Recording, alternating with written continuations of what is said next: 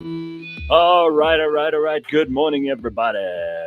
You made it to Friday. It's definitely starting to get chilly, and I hate to say the obvious, but t-shirts are done. We're done with t-shirts, right, Simphiwe? Yeah, there we go. Yeah, it's done. What can we do? Um, I can't hear you, Simphiwe. For some reason, you've just gone quiet on me. She was there just a second ago, but now I can't hear her. I don't know. Is it on the desk there or 1 2 1 2 1 2? Testing, testing, 1 2 3. No, it's like you're one of those mutes back in the days, and they cut people's tongue out so they wouldn't spill the secrets. Wow, have we got some news for you today? While Simphiwe's sorting out the studio. By the way, I love the new hair. We'll talk about that in a second. Simphiwe's oh, there we Testing go. 1 2 Hello. 1 2. Oh, Yeah. there we go. All right. So, You'd say I how's don't the do new this every hair? Friday. No, I'm thank God. loving it. You, I'm you, loving it. I saw you on Wednesday morning, no, Tuesday morning, and like old Simphiwe was still here, and then suddenly you arrived Friday morning with like brand new hair, and like you were at some comedy event last night, right? In our little place that we're in, our little Yes. estate that our new offices are in, and apparently it was a sellout. Mark Mdluli was there, right? Yes, he was the headliner. I'm definitely one of those people that when I turn a year older, I always want to do something that's just and I was like, what's the best way to just Yeah, because you weren't in for your birthday actually, so it was Monday that I last saw you, and Yes. then you do this thing on your birthday where you take me time, Yes. um, and you missed out on donuts because And it was also Rena's birthday over the weekend. So Ryan and Homolemo went and bought some donuts, and when you saw that, you sent me that gif of the Forrest Gump running to I was come to the like, no, thing. I can't miss out on donuts. Not on my birthday. I'm coming into the office. This is unfair. Like, who are y'all to be Unbelievable. spoiling everybody else without me there? Like, I know. Yeah. and it was a full house on Tuesday. And I was like, wow, the one day I decide not to come to the office, everything happens. Like, can you believe it? So tell me about Yeah. last night. It was absolutely incredible. Mark Ndlili is amazing. I've seen him perform once before this, and I was like, oh, yes, Mark, you are funny. And last night I saw him in his element. Yeah, he really knows how to get white people laughing. Like, there's something about Mark, and he's like, he just speaks such great English, you know. Well, also when you know somebody as well as we know him, you sort of forget that he's a really really competent and talented Oh yes, comedian yes, because and it was we think of him as like, oh yeah, Mark's going to be on the show or whatever. We don't, and mm, a lot of our guests, I watch them doing their thing, and I'm like blown away. I go, you really are a very very talented craftsman at what it is you really do for a living. It's bloody oh amazing to see. I love it. yes, and because the crowd was so intimate, there was a lot of back and forths with the audience. So they felt like they Mm. could just interrupt him whenever. And I was like, how he handled that, I was like, okay, this is what makes you a professional now. Like, you have gotten the stamp of approval, Mark, and clearly, like, you are absolutely incredible. And I do see him in a few years' time filling out even bigger rooms.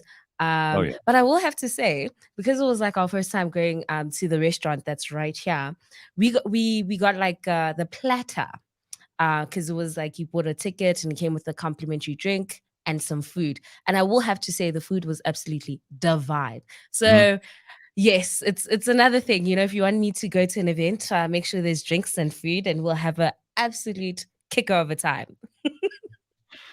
Well, there was a lot happening yesterday, and there's a lot happening that we have to cover. And it's no politics Friday, but we're getting Joel Pollak from Breitbart on this morning because they indicted Trump, which is probably the biggest news in America. And we can't just gloss over this. So I've asked him to join us. He'll be with us in about 10 minutes, 5-10 minutes from now, and we'll just talk to him about all this craziness that's happening because you can't go into your weekend not knowing what's happening. Also, Mhm.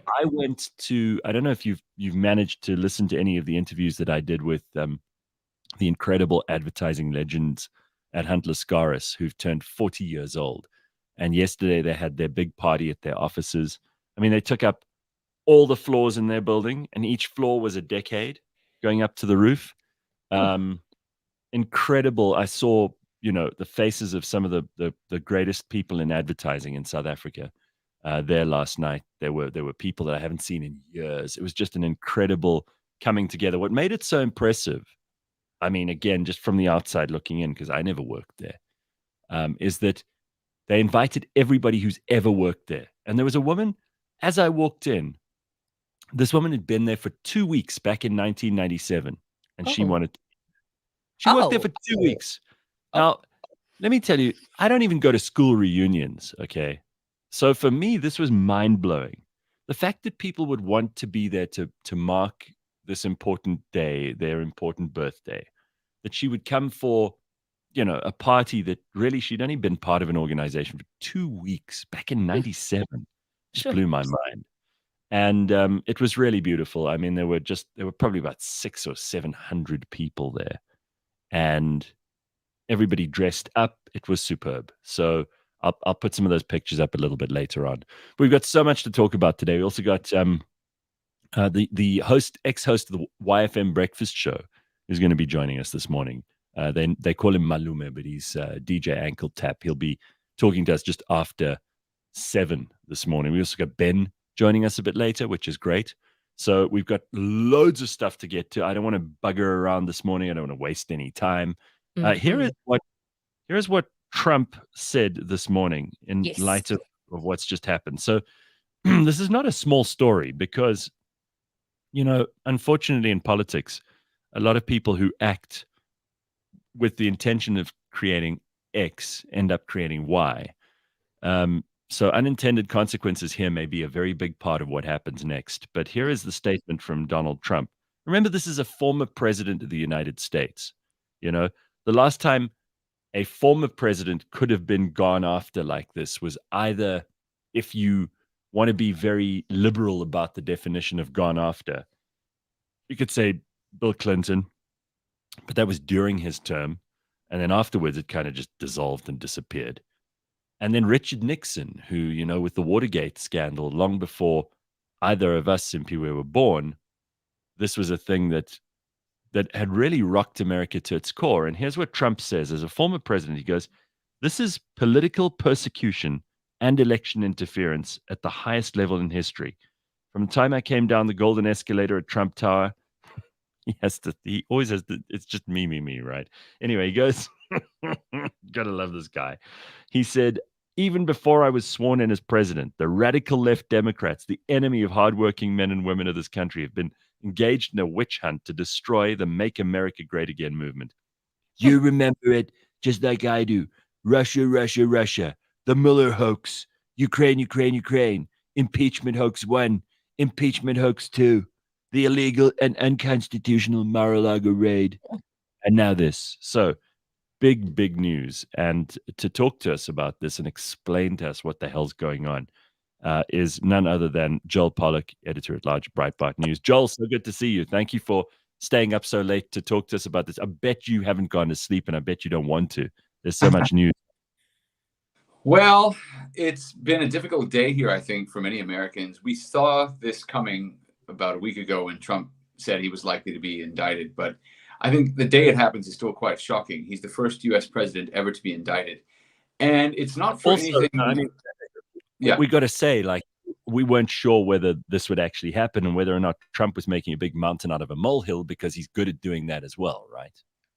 Right. This would have been very Trumpy. And look, it was a win-win situation for him, because when he said he was going to be indicted, if he had been indicted, then people would have said, "Oh, he warned us, he knew about it." And if he hadn't been, he could always say, "Well, I scared them off because I exposed what they were doing." And in fact, he did say something like that over the weekend when it appeared that they had dismissed the grand jury, which was to issue the indictment, for a month. They were basically going to go home over the Easter holiday and not return for several weeks. But before leaving, they managed to take this one vote and they indicted him. It's not for anything serious. It's not for anything relating to government in any significant way. It's for apparently a payment that he made or he made through his lawyer, to Stormy Daniels, also known as Stephanie Clifford, a star of adult movies who apparently had an affair with him about 20 years ago or so. And he paid her this money during the 2016 campaign as part of a non-disclosure agreement. If you believe Trump, they never had an affair. He was just paying her to go away, which celebrities unfortunately have to do from time to time. And if you have some healthy skepticism about Trump's marital fidelity, you say, well, maybe he was paying her to keep quiet. But she didn't keep quiet. She came back after he won the election with her lawyer, Michael Avenatti, who's now in prison for quite a long time, actually, and for very serious things like extortion and fraud. And Right. she said that this affair had happened and she was determined to bring down his presidency. This case has been looked at by several prosecutors, all of whom were out to get Trump. The previous prosecutor in Manhattan, in the local district attorney's office, the federal prosecutors, the state attorney general, they've all tried to get Trump, and they've all looked at this and said there's nothing we can actually prosecute him for doing, because there's actually nothing illegal about paying somebody not to speak, as long as it's done above board and it's done according to this non-disclosure agreement. It happens all the time. It happens in companies, it happens in politics, it happens in Hollywood almost every day, and there's nothing illegal about it. At one point, they were going to say, or they tried to say, that he ought to have reported the payment to the Federal Elections Commission, which monitors campaign spending. The problem is that the Federal Elections Commission voted 4-1, and it's a bipartisan commission for the most part. They voted 4-1, which means some of the Democrats also agreed there was no case, not to go. And even if they had, it wouldn't have been a criminal case. The Federal Elections Commission issues administrative fines, but it doesn't prosecute for criminal offenses. And that was the end of it. There was no crime here, but this district attorney, this local prosecutor, we elect our local prosecutors in this country in many places, and he actually ran for office on a promise to prosecute Trump. So having been duly elected to this office, he then set about trying to fulfill his election promise. Now, funny enough, he went after Trump over many different things. This was one of the cases he dropped. He actually looked at this case and said, there's nothing here. I don't actually have a real chance of convicting him. So he dropped the case, where two of his own junior prosecutors resigned. And one of them wrote a book, which was highly unprofessional, but he wrote a book complaining that this prosecution had been dropped. And so the political pressure on this attorney, or this district attorney, this prosecutor, mounted. And so he finally brought this prosecution. And as far as we know, it's all related to this Stormy Daniels payment, which happened allegedly, well, the payment happened, we don't know if the affair happened, before Trump was elected. It had nothing to do with anything he did in office. But Joel, I mean, this seems so outlandish and so clearly manufactured. I mean, you know, when people say the former president was indicted, you think, well, he's done something unconstitutional. And they've thrown the book at Trump over the years, like he said in his statement. And by no means am I saying that this guy is the most honorable human being that's ever lived. You know, people do terrible things. But in terms of his office of president, they tried the impeachment. They tried the other impeachment, the Ukraine stuff, the Russia stuff. They've tried everything. And it's been nothing burger after nothing burger, as you guys call it. To go back to the Stormy Daniels thing is so desperate and clearly so politically motivated that surely the Democrats are now betting on something in the casino that, if it doesn't return for them, is going to slap them in the face. I mean, a lot of people are already talking, and it's early days still. We've got an election in 2024, which Trump seems fired up to go for. A lot of people say too old, et cetera, et cetera. But the fact is, this could add enormous rocket fuel to his campaign. It'll galvanize his base. And if the indictment doesn't succeed in any way, it's going to look like a political witch hunt, and it's going to favor him tremendously. People who don't like Trump are not suddenly going to like him because of this. And people who really do like Trump are not going to be put off by any of this stuff. So who does it serve? Well, there's some thought that Democrats might be trying to indict Trump because it does rally the Republican base behind him. So Republican voters are indeed rallying behind him. And there's the thought that Democrats would like to see him as the Republican nominee. This is going to make it much more difficult for other Republican candidates to compete, and he's going to emerge as the front runner. And the thought is that he offends so many regular people who aren't committed to one party or another that it's simply going to be impossible for him to win.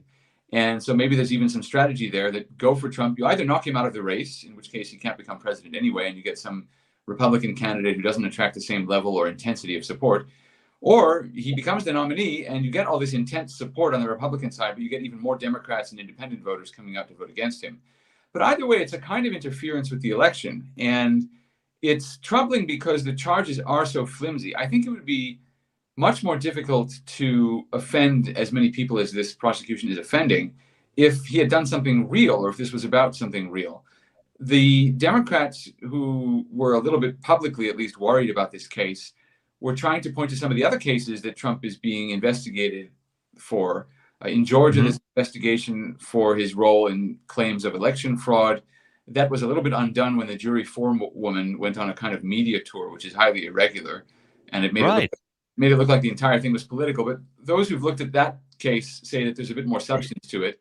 And then there's this case of the documents, the classified documents that made their way to Mar-a-Lago. That was undone a bit by Joe Biden himself, who it turns out had left over 1,000 pages of documents in his office, and then there were more documents in his garage. So, I mean, there's some thought by Democrats that at least let those other cases go through, and there's something to them, even if they've been shaken a bit. This case in New York is so frivolous that it actually might undo the other cases because the public won't want to hear about any more charges against Donald Trump. So the conspiracy theory, if I understand you right, or at least the left-wing strategy, if it is one, is to put Trump up front because if they do indict him, he's out of the way. If they don't get to do that, then he's the guy who is going to polarize people so much that it's going to be another Biden versus Trump, election from 2020, what was it, 2021, 2020. Right. And they're worried about that. Well, they're not worried. The left would like that because they reckon Biden could beat Trump again, should he be able to survive until the election. And the other side is like, go ahead, do this. It's going to fire up everybody on Trump's side, and it's going to drive them to the polls.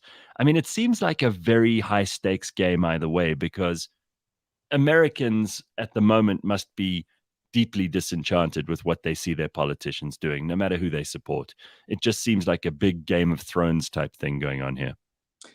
That's exactly right, because when you see prosecutions that are clearly political, it undermines respect for law enforcement in general. And we have a problem at the moment with crime in our major cities, which has gone up in most of the cities since the pandemic. It's been very hard to bring down. I love where I live. I love Los Angeles, but we have major problems with crime right now, with homelessness and tent cities that the city is trying to get rid of. They're trying to house people, but it's incredibly difficult.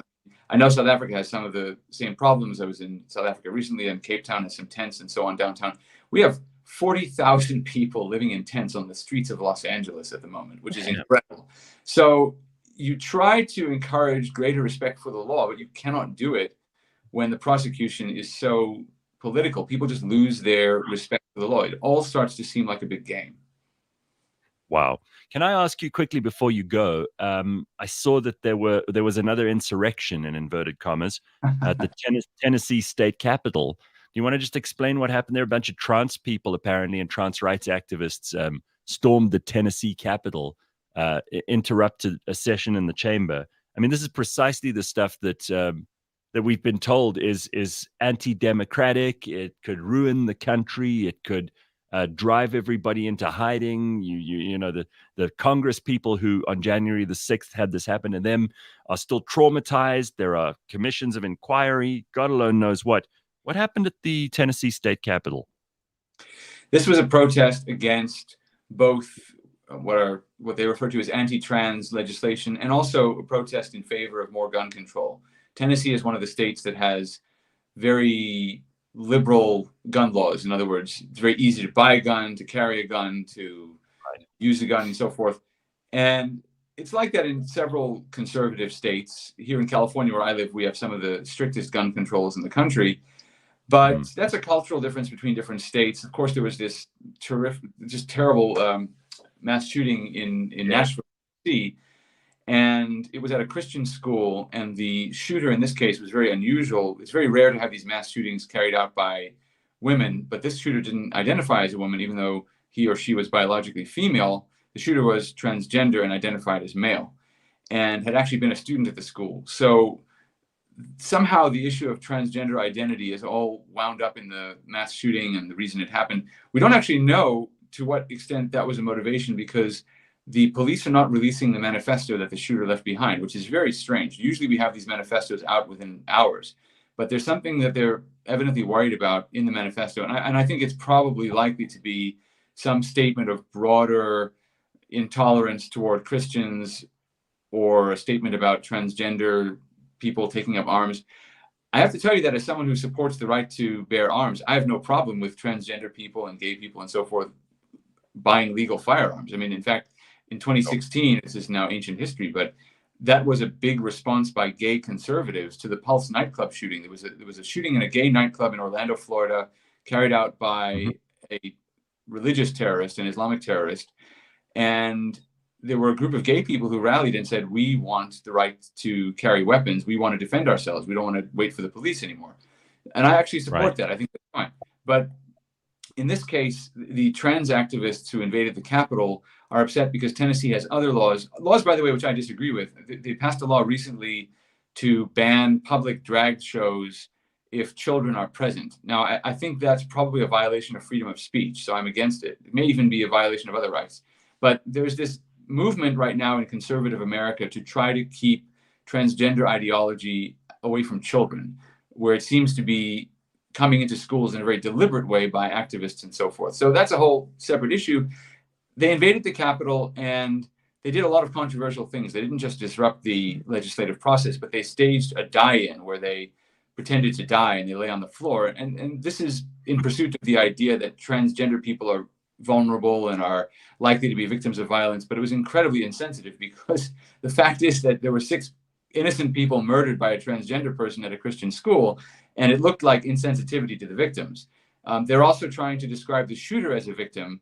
And I think, I'm open to the argument that she may have suffered a lot in her life, or he may have suffered a lot in his life before embarking on this incredibly horrific journey of violence. But the fact is the primary victims are the 3 children and the 3 adults who were murdered.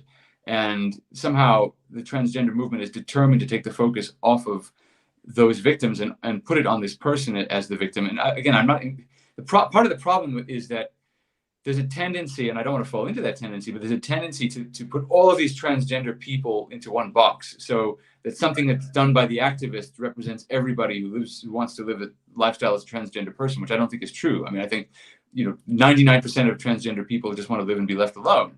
But the activists are the ones you see on television, and they're the ones who are at the Capitol. It is very, very complicated, as you say, and none of this stuff can be gauged properly by using things like Twitter. So let's just pay attention to the analysis that people like you bring us. And thank you very much for making yourself available to us. Well, I have a question maybe to think about. I mean, in South Africa, Jacob Zuma was prosecuted, and the result was riots a couple of years ago. And yes, I think he was prosecuted for something substantive, and state capture and commission and everything. I mean, that seems like a reasonable prosecution to me. And I'm wondering how you see the situation in the States with Trump, because this doesn't seem like a reasonable prosecution to most of the legal analysts who've looked at it. They're hoping that there's something that comes out in the evidence. Those who want to see Trump go to prison are hoping that some evidence comes out. I mean, how does it look to you? To be honest, I'm still digesting a lot of it, which is why it's helpful to have you on. But in truth, every politician always says that everything that happens to them is politically motivated. They always blame the other side. They see it as some kind of sinister machination in order to depose them, put them in prison, get them out of the way, whatever it might be. And then they get their supporters all agitated, which is a very useful political device. I think the difference here is that Jacob Zuma has been very much knee-deep in fraud for pretty much his entire adult life. And the man has got some very serious charges that have been leveled against him. In this case, it seems so frivolous to use the Stormy Daniels thing. And I think for anyone who's a serious-minded person, it just seems kind of a little childish and churlish to be doing this. And for someone as truculent as Trump is, this is cannon fodder for him. He just loves this. He thrives on this stuff. And so do the people who he enthuses. So, as I said at the beginning of the question that I asked you, it's not going to change the opinion of people who hate him. They're going to be thrilled. And, there were all these people celebrating, including Democrat friends of mine who were sending me memes this morning about, he's going to go to jail. It's so great. But he probably won't. I mean, this is a misdemeanor charge. This is not a serious charge, if anything. Well, I don't know. I don't know if he will, but I will tell you this. Trump has cameras lined up, not just news cameras. Trump has camera crews of his own who are going to film the plane as it takes off from Florida to New York, and they're going to film the motorcade, and they're going to film the moment he goes into the courthouse. And it's all, I'm glad they're enjoying the memes, but the campaign advertisements that Trump is going to produce out of this, he's going to turn it into Long Walk to Freedom. I mean, this is going to be his ultimate rallying cry. And he's going to eat. You see, the victim narrative, which ironically the left has been crafting for the last 20, 30 years, is going to serve him perversely in this situation more than them.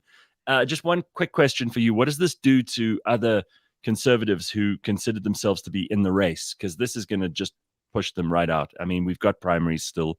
There's still a lot that can happen. But this may hit people like Ron DeSantis, and I know you're a fan of Tom Cotton quite hard. Right. Tom Cotton has decided not to run. DeSantis is probably going to run, but it does make his job much more difficult. He took a lot of heat from Trump supporters last week when he came out, and in reaction to the report that Trump might be indicted, he said it was unfortunate and seemed unfair and it was political. But he then got a few snide remarks in about the porn star and Stormy Daniels. And so people thought that was a low blow. Today, and it's still Thursday here, he came out and said he's not going to cooperate with the federal government in extraditing Trump to New York. We still have these extradition arrangements, even though we're all in the same country. But if there's a crime in one state, theoretically you have to extradite them to another. Now, that's not even going to be necessary because Trump is voluntarily going to hand himself over. Again, he wants the drama. He wants the attention. I'm sure he may have even bought some handcuffs in case they don't have any. But DeSantis came out today having learned his lesson from last week, and he was very defiant and said he's not going to cooperate with the federal government in what is clearly a political prosecution. So I think he's still holding on to the idea that he can follow in Trump's slipstream and then pass him on the last turn, if you will forgive the horse racing analogy. But that's where he is. That's the best I think any of them can do. All right. Well, Joel, thank you for your time. And I hope you have a good weekend. There's plenty to talk about, as always. Great to have you on the show. Thank you. Take care. Joel Pollack, editor-at-large, Breitbart News. Useful information for us as we start our weekend.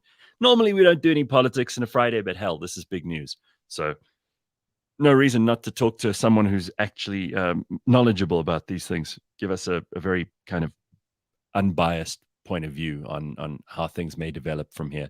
Who knows who it may favor? But as I said at the beginning, unintended consequences are sometimes further down the road, and no one can predict what those may be. It is a Friday morning. It's 6:30 on the dot. Ben Karpinski is on time and ready to join us with his cats. Which one is that? Meowses. Yeah. She was sniffing around, so I thought I'd pick her up and at least get ahead of the interruption. How old is that cat now? Because she's been around a long time. Meowses is at the very least 18 years old, maybe 21. I mean, in cat years, that's like an old, that's like Joe Biden and Donald Trump age. Well, when I went to the vet the other day, because I have to get her special food that helps with her joints and her kidneys, and then she ignores that and eats Hopkins's trash. There was this chart, and it's like, where is your cat? And it's like normal years, like 0 to 2, but it goes up to like 7, and 7 is obviously very, very old. So in cat years, I think Meows's is like 125. Sure. Wow. No, it's phenomenal. Yeah. So how things, Ben? What's news with you? You see Simphiwe's got new hair, don't care. She's just turned a year older, so she's out there on the dating scene. She's wise. She's a catch. Driving around in that sexy car of hers. I think Simphiwe is definitely advertising, top rung stuff now. She's not playing around with the fuck boys anymore. She's going straight for the jugular. She wants the BEE guys. No, she is. Who's She's single? absolutely beaming. Yeah, you are. You look you. very happy, Simphiwe. Birthday week for you is a big one. Yes, it is. And now that it has come, it has gone. I get to kind of just be like, let's see how the year is going to go now. Like, but Just yes, I am looking. quickly, any luck on your infamous birthday wish list? Did anyone deliver any of the goods? Well, Did sort you of, get an air kind of. fryer? No, that's not. Okay, so Ben, what was on the list was a new phone, a MacBook Pro M2, a Canon M50, some money, a human-sized teddy bear. Is this a list or a shakedown? No, this Yeah, is no. that's my birthday. That's- And then the bonus gift, if people wanted, was a man, in Dota. And I can say that I got like 2 out of 5. I had like people send me some money. And Nice. someone is trying to organize a date for me. So, put it out there. Ask and you shall receive. Again, Mhm. the law of unintended consequences come into play. Very nice. That is quite a list. So that's the camera that you're going to do what with? Oh, to shoot videos. So one thing about me, every year I drop a birthday list, and for the past like 10 years, it's been like 28 items on there. And so this year I decided, you know what? I've gotten most of the things that I wanted on my list. Let's just focus on what's very important right now in my life. Those are the top 5 things. And that's all I'm focused on right now. And The things people she seem to just wants understand. the things she wants a blessed to just drop off at her front door. That's great. But Simphiwe, what do you need a man for? I mean, you're such a together, independent woman. What do you want a man for? They'll only bring you down because men nowadays they're very average. Ben, I'm tired of being Miss Independent. I'm tired of paying my own bills. Like, don't see me put Okay. together like this. No, Gotcha. I'm tired. I mean, isn't that honest? I mean, most girls are like, no, I don't need a man. I just if one comes along, that'll be. Simphiwe is like straight to the chase. No. I'm sick of this independent bullshit. Just give me some stability. And Yes. that is what men have provided for women for hundreds of years. It's not like this is controversial, So essentially, you're asking for someone to lighten the load, which ironically, a guy will ask you of that as well. Simphiwe says, Derek, the main thing is that you don't ask for a lot.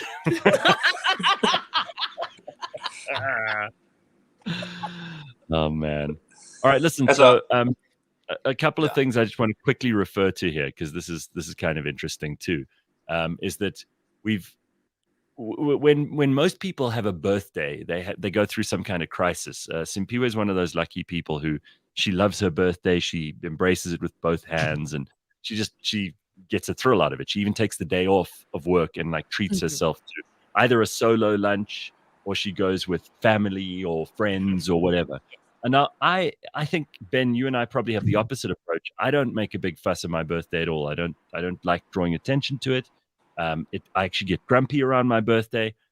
And this is not some old man thing. I've always been like this. So it's good to see Simphiwe taking it up the opposite way and teaching us all a lesson about enjoying yourself. It is. It's very good, and it should be a celebration, right? Because life is fucking hard. Right. Like I realized the other day, I've made it through 41 years. That's a lot. That's a lot of Lucky. days. Yeah. You survived That's a lot. what? 100% of all your bad days or worst days. Exactly. I've conquered all of them. Fuck them. I've gone through the other side. So how are those early morning like cold bath things going? Because that shit looks really intense, and it is getting colder now, so it's not pleasant. It's so cold. I mean, look how dim the light is here. Normally, if I sit by my window, I get natural, lovely light. There's nothing. Well, Gareth, like I kind of hit the wall a bit when I literally hit the wall. So I'm just trying to reset my structures, and the cold plunge, it's hard. It's really, really hard because it's so cold. I've put like a little bit of ice in, so I'll have little ice packs. And then I play a 5-minute song, and then once the song's finished, then I can get out, and no sooner.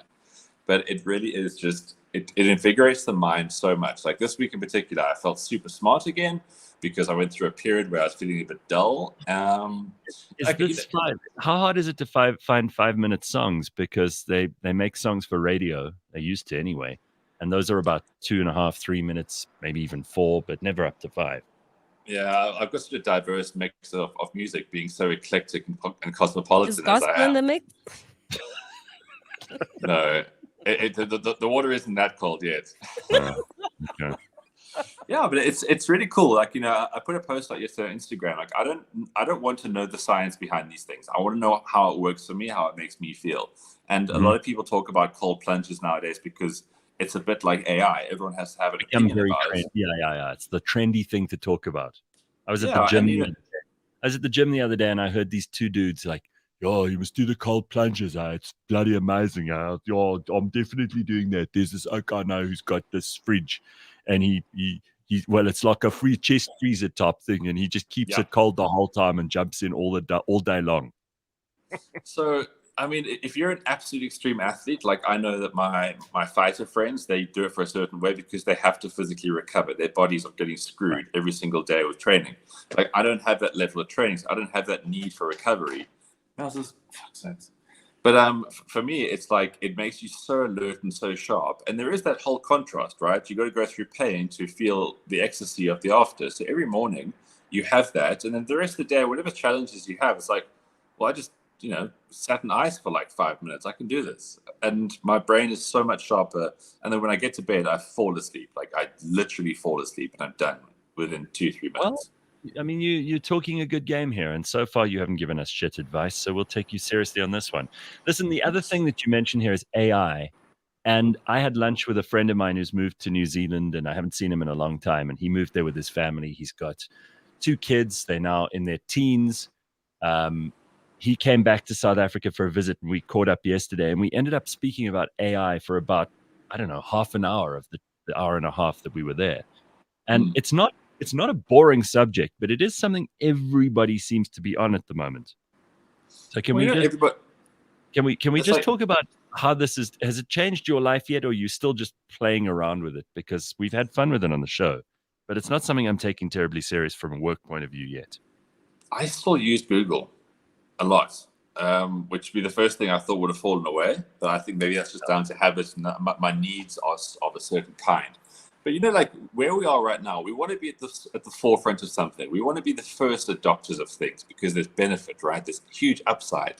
But I was realizing, like, recently, after having gone through crypto, having gone through a variety of things in the last 2-3 years, sometimes you're just not that compatible.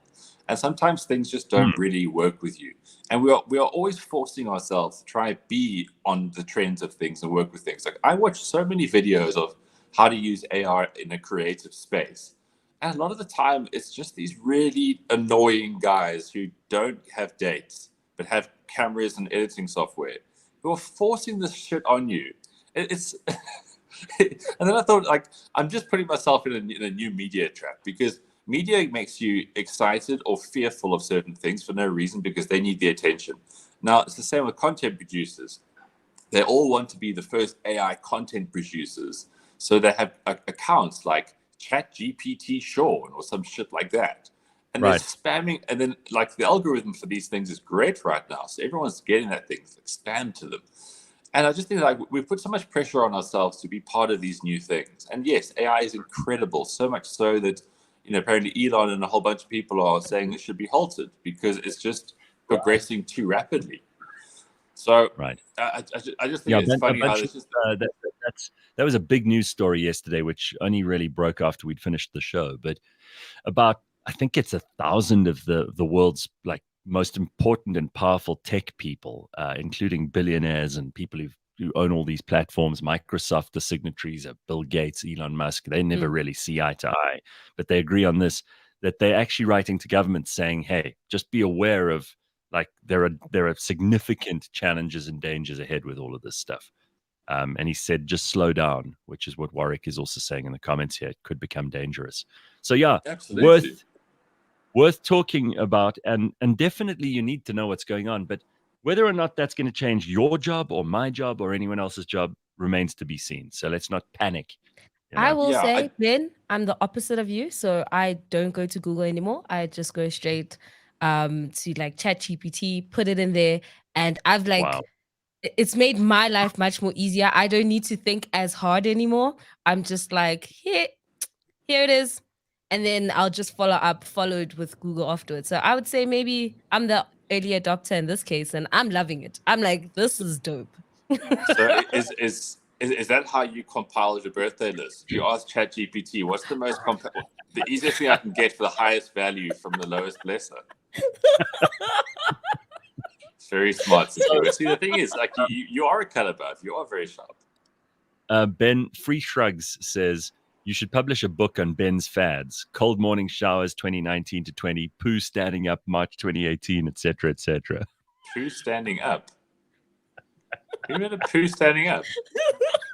I don't know, some people seem to think that's what you were into.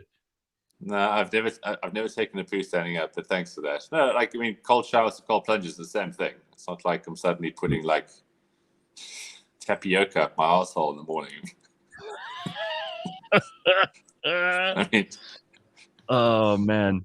All right, so quite a lot of other things we need to get to. Let's just quickly talk about this is this Thabo Bester story. I don't know if you've even been following this story, Ben, but this is so big. Lebang had to explain it to me on the show on Tuesday. So this dude, like, either faked his own death in prison or he died in prison. We're not even sure. There's so much mystery around this. If it were anywhere else in the world, this would be like the biggest story for weeks. But because it's South Africa, it's like, we have a story like this every other day. This guy was spotted in Sandton City just the other day, Pumi said, and people thought him, even though he's meant to be dead. The woman who's his girlfriend, this Dr. Nandi, has just disappeared as well. She's on the run with him, left her children at school and never fetched them. These two have been defrauding people supposedly for the last 4 or 5 years, maybe even longer. It's a big story. But it gets better. It gets better because the girlfriend, wife, we don't know who she is in this equation as well, Dr. Nandipa, is apparently not a doctor. She is practicing illegally. And so now, like, they also after her to be like, they're going to check from, like, I think her license was suspended from 2021. So if she's been practicing ever since, then she's also going to be put into jail. So everything is just like, what a movie, guys. Like, this is honestly one of the best things ever. Netflix, do your thing. We would love to get a movie or something, because this puts everything to shame. Like the Tinder swindler. Chief, sit down. Who are you? Nothing. Sit And down because what? I see this morning that there's a private security firm who are offering 100,000 Rand reward for information on him. So now you can imagine also there are going to be a whole bunch of people. I've got some info just because they want the 100,000 Rand. Was the 100,000 Rand on your birthday wish list, Simphiwe?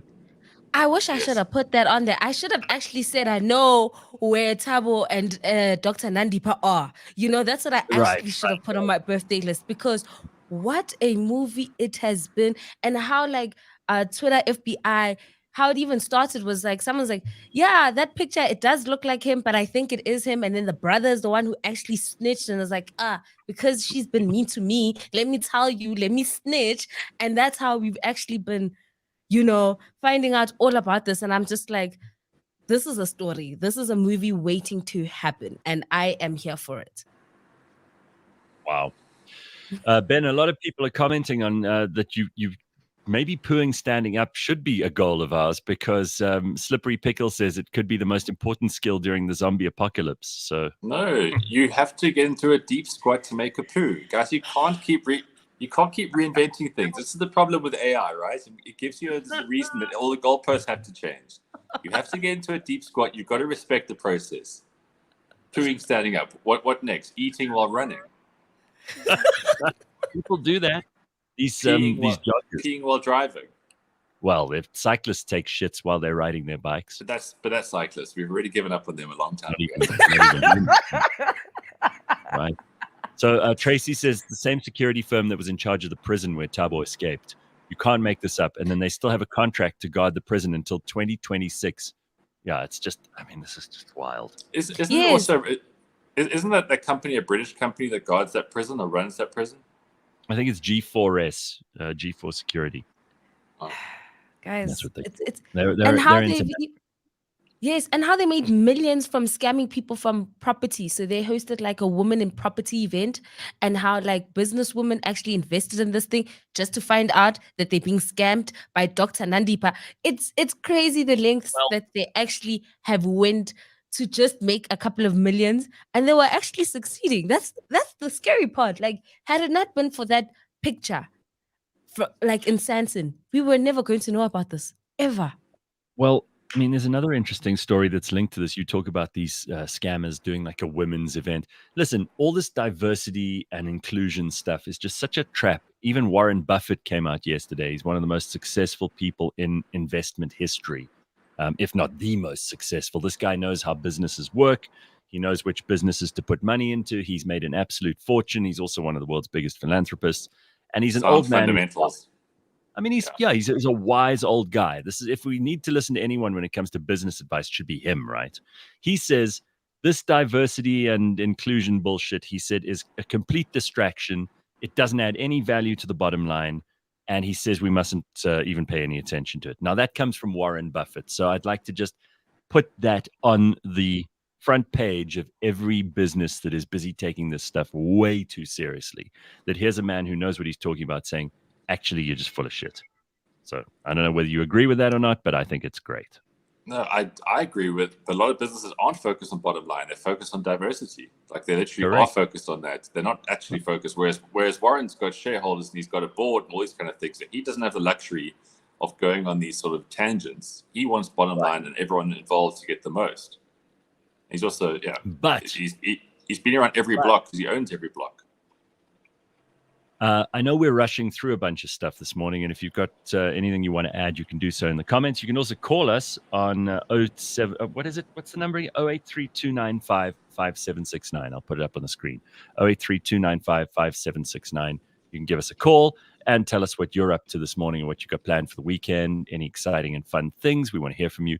But finally, I stumbled upon something truly useful on the internet. You know, there's not a lot. You remember Peter and Doro, everybody? Huh? You remember? Of course we Peter do. and Doro. Peter and Doro, who's permanently smiling. He's the most happy human being you've ever seen on the television. So Peter and Doro's got an internet account either on Instagram or on Twitter or on TikTok. I'm not sure which one. But here he is, telling us some useful things about punctuation marks. I kid you not. This is what I discovered. I'm so fucking happy. I'm subscribing to all his channels. These right? common symbols in English. Yeah. The first couple should be dead easy because we use them in social media all the time. Let's take a look.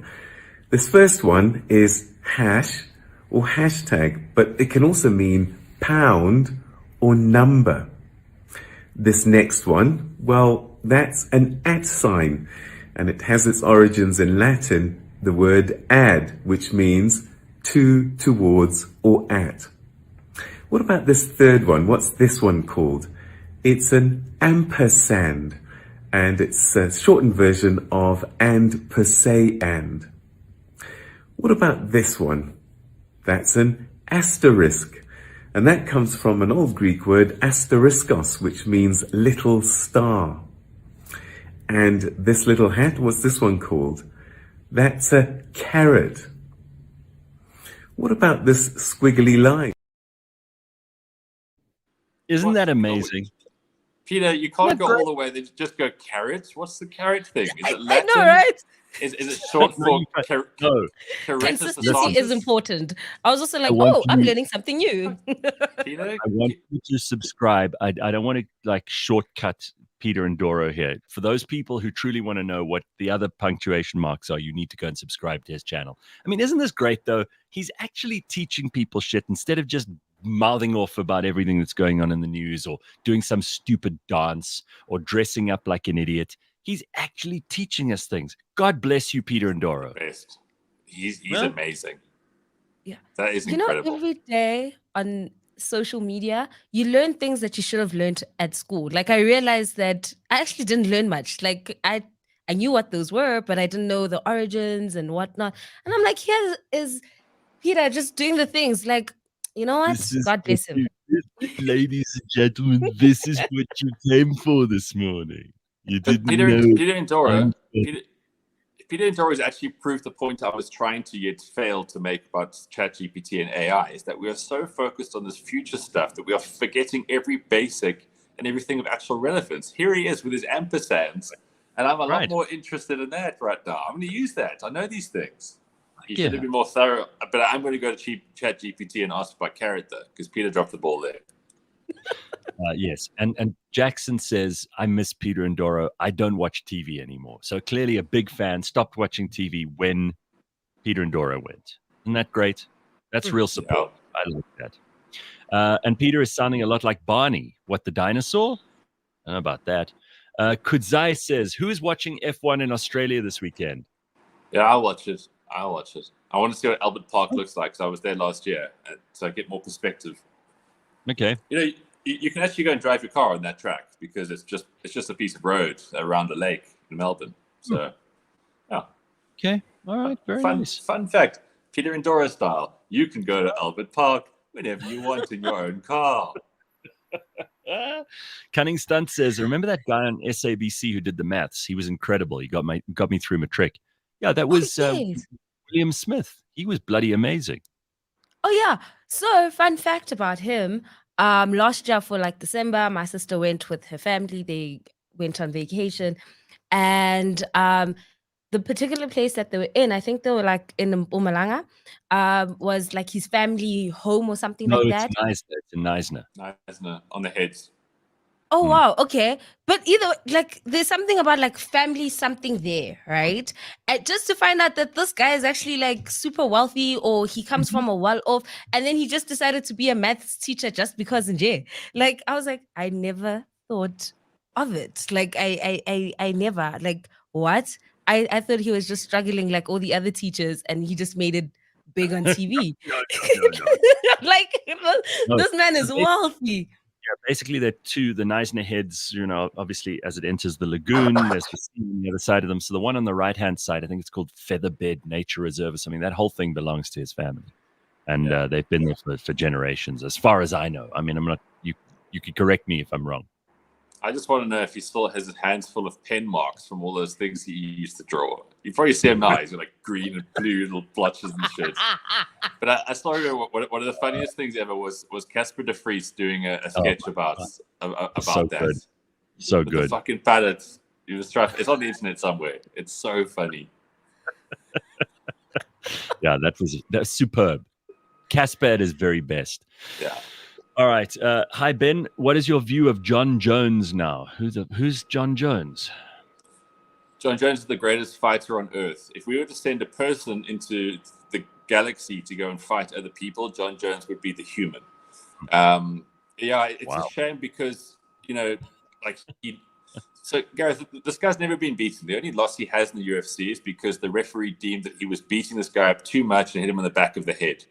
So he's won everything. He was the youngest UFC champion. I think it's 23. He was the light heavyweight champion, beating grown fucking horrible men to a pulp.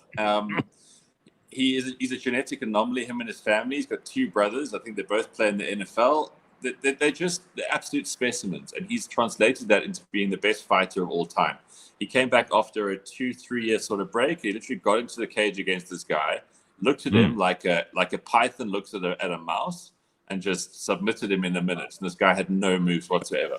So he's probably going to fight Stipe next. Stipe is a firefighter from Cleveland, I think, and he hasn't fought in a couple of years. The sad thing is the Ngannou fight everybody wants, because Francis Ngannou, who looked unbeatable, the giant man from Cameroon, who walked to Paris and almost died about 12 times. That was the fight that everyone wanted to have. You don't know who Francis Ngannou is? Listen to his podcast with Joe Rogan. It's an incredible, true story. But he wanted to box because he wanted the big money, and the UFC told him, you can't box, you have to fight in the UFC, otherwise that's it. So he left the UFC despite getting a really good deal. John Jones came back, and now John Jones has no one to really fight against. So it's sad, and you wonder, like, what motivates him staying in it. It sounds like a good man for Simphiwe, this. I mean, he could fight off anybody. He's exactly the guy that every girl wants, He's also fought off girlfriends, so I wouldn't say he's very boyfriend material, but he is the greatest Oh. Greatest fighter in the world. And I know Khabib Nurmagomedov has his own merits for being the greatest. But I think John Jones, because of who he's fought over a time period and how he's fought, he's not so reliant on just one thing. Like Khabib will submit you. John Jones will fuck you up in pretty much any way he chooses. And that was what made him the greatest. So he is. If you want to find the greatest of the greats, imagine that is you. You are probably the greatest person in hand-to-hand combat on earth. What a cool thing to wake up as. Yeah, that's pretty wild. I think that you would feel good. And you would also feel very secure being around that person if he was your friend. Yes, but he also, this guy's quite funny. Like, he's so good. He found ways of actually dumbing himself down. Like, he used to go out on all-night parties. He used to snort cocaine before his fights. And then after he beat the dude, he was like, I was doing coke in the whole lead up to the fight, and I still beat you. So, he's one of those people that is just absolutely. He's an absolute genius. He's heavy into the guns. He's been caught drunk and driving. He's been arrested a few times. He threatened to kill a fellow opponent. Got into a fight in the press conference. He's the absolute he's the absolute character. He's the absolute specimen, superstar. Any sport would be very lucky to have the guy, but he doesn't have the real big matchups now to truly test him. And he's 36, 37. So it'll be a shame that we don't get to see the latter stage of his career the way that we would like to. Just quickly, because we're on this, Ben, and we've got a minute or two before we have to take a break. Shaq's Life wants to know about something that you've always been massively supportive of, and something that you dedicate at least a few days of your life to every year. The Masters, it's happening next week. Who are you betting on, according to Shaq's Life? They want to know. It's just so hard not to see Scotty Scheffler be thereabouts. The guy, even though he plays like he's wearing slippery bowling shoes, he's just got such an amazing ability to score well and do well. So Gareth, this guy, he was pretty much a nobody. Oh, he wasn't a nobody, but he wasn't really in the sort of big talking points. And he suddenly just hit this rich vein of form, became world number one. He won the Dell Match Play recently. He's just such a good player. You look at him, you think, oh, that guy must be good. He looks like a golfer.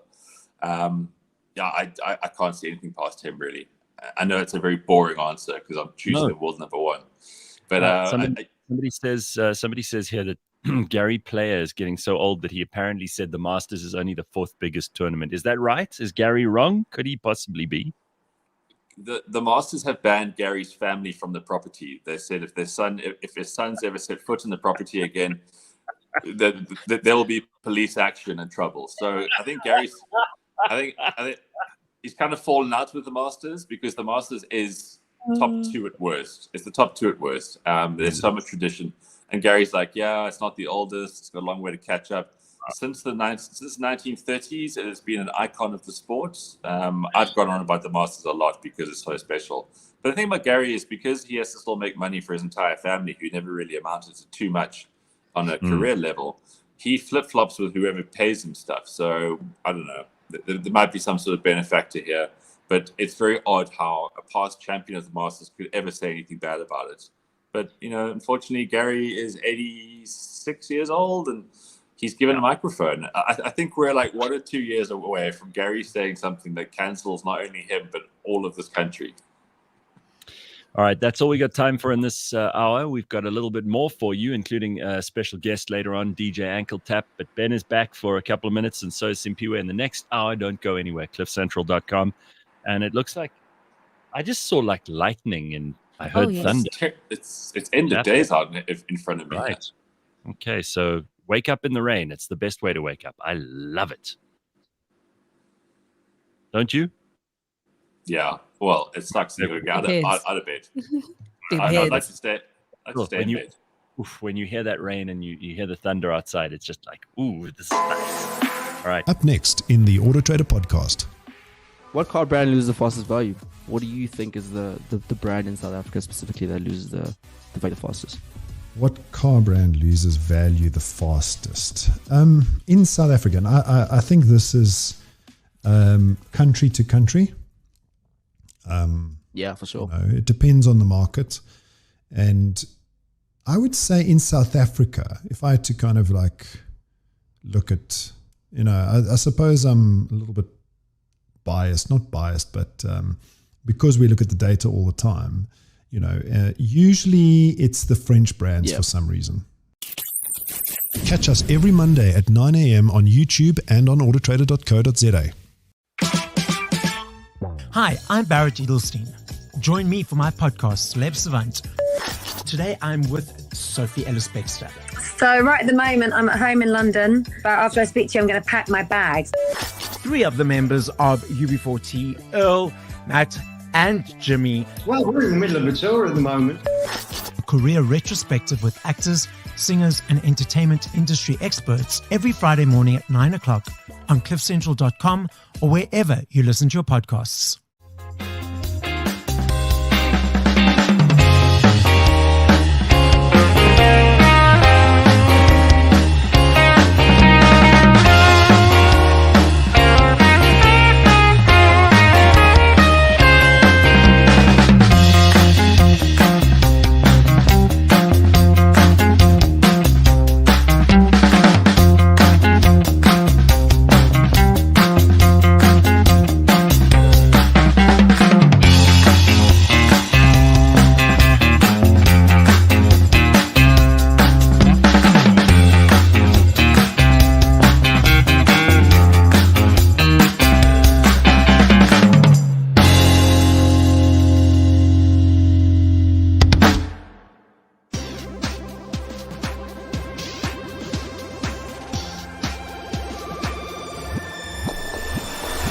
It's the decade that just won't go away, mainly because we won't let it. It's That 80s Show, the show that taste forgot. Every Friday, Paolo and Dory remember the 80s. Movies, music, fashion, Wham, Beachies, and the Hoff. If it was acceptable in the 80s, it will get you cancelled today. That 80s Show, new episode every Friday, live or as a podcast on cliffcentral.com.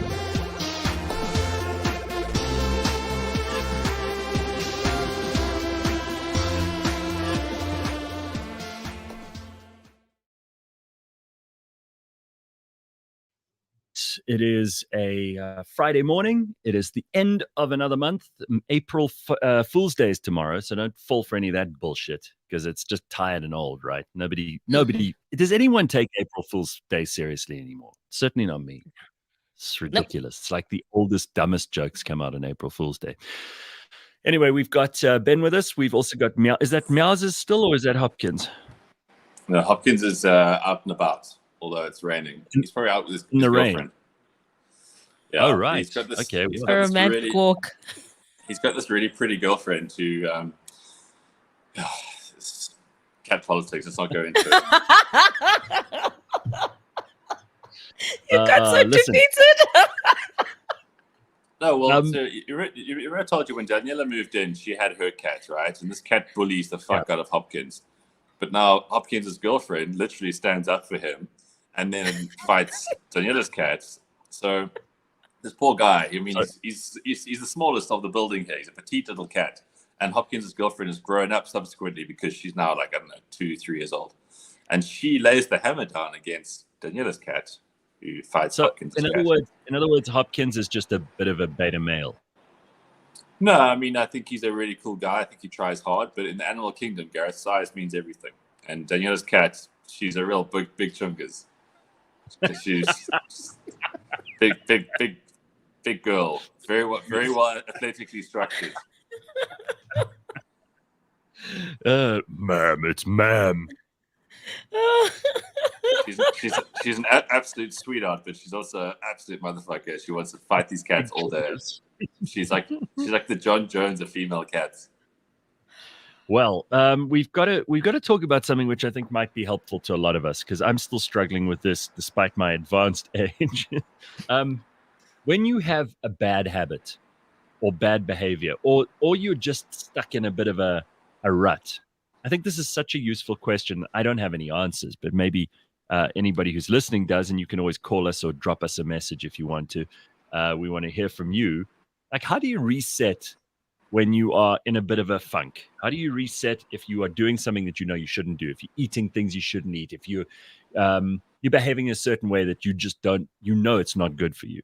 long term, and perhaps you need to break out of that. It's fucking hard to do that stuff. It's really, really difficult to like be able to objectively look at yourself in your life and go, right, there's something I need to reset here, and then to do it. So, when you say that, it reminds me of Gord back in the day when Gord was still ginormous, and he said, it's so frustrating that the things I used to do don't lose the weight, but he was trying to reset. And like having mechanisms like this, like I'm going through this now, like I'm trying to reset on stuff because I've fallen off the rails that I was on. Right. Obviously to get back to our first hour conversation about the cold plunges, like it's a hard reset for me.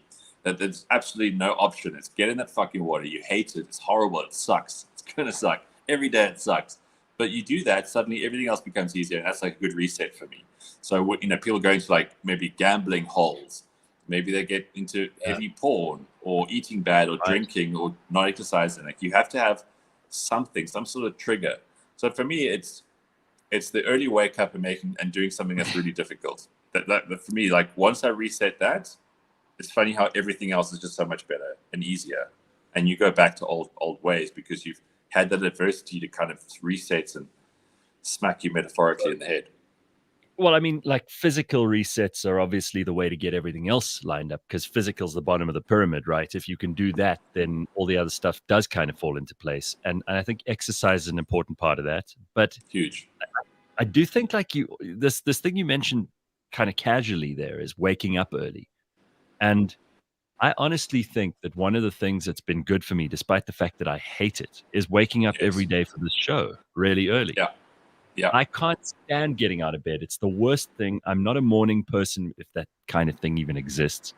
But fucking hell, if I don't get out of bed and I don't start my day properly, I always feel like I've wasted half the day. Well, if you think about, Gareth, like most people, how they wake up tired. They go to their phone straight away, so they're getting that blue light bullshit. And the stuff that they're getting on their phone is like junk food for the brain, right? So it's like social media notifications. It could be a News 24 story. It could be a WhatsApp group where someone's sharing some bullshit. So you're already starting the day on the back foot. Like your endorphins are kind of like artificially spiked. So yes, getting up in the morning and stimulating yourself, be amazed. I love this comment. To add. Captain Cook says, "What? No depressed comedian today?" Oh.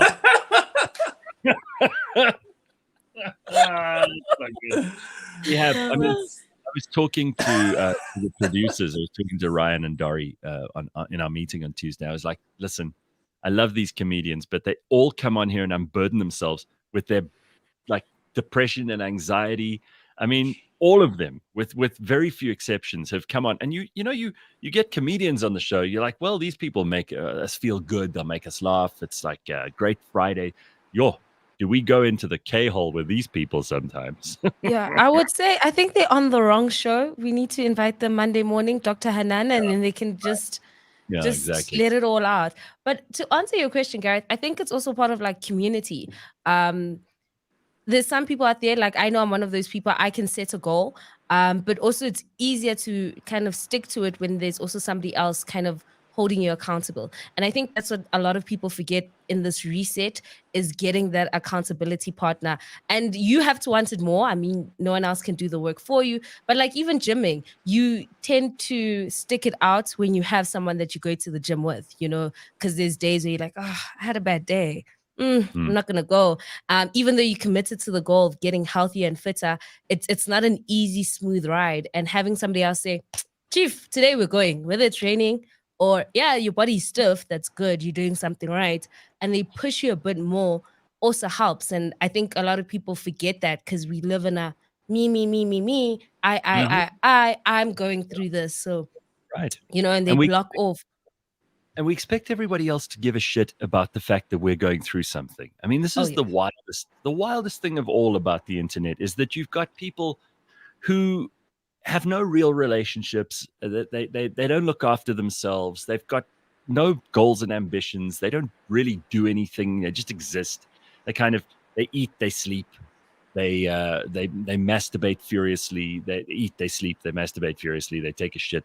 That's all they do. It's just this routine, and it's not a good routine. And then they somehow get on the internet and expect everyone else in the world to take a really massive interest in their lives. And this is what I think is, it's almost like a cycle of non-virtue. You get this virtuous cycle where you're putting in good things and good things are coming out. This is the opposite. You're putting in bad things and bad things come out.